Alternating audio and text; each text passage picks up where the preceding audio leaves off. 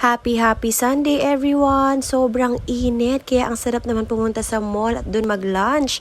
Tapos nung pumunta ako ng BDO, nakita ko yung aking college friend. Diretso na pala kami ng boys sa Mang Inasal. And confirmed mga sis, nagmahalang Mang Inasal Pero in fairness, nakakamiss naman kasi talaga. Hindi na pala sila automatic na only rice. For only rice, mag-a-add ka ng 35 pesos.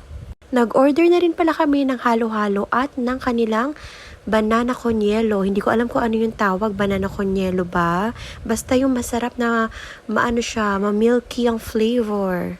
Nakakalungkot kasi lahat nagmamahal, pero alam mo yun, minsan treat yourself na lang kasi deserve mo rin naman di ba?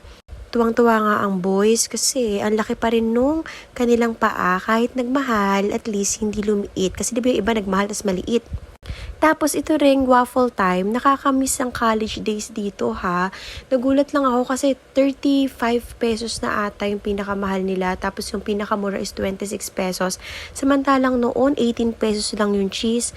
Tapos ayun na, pauwi na kami. Thank you so much. Have a wonderful Sunday.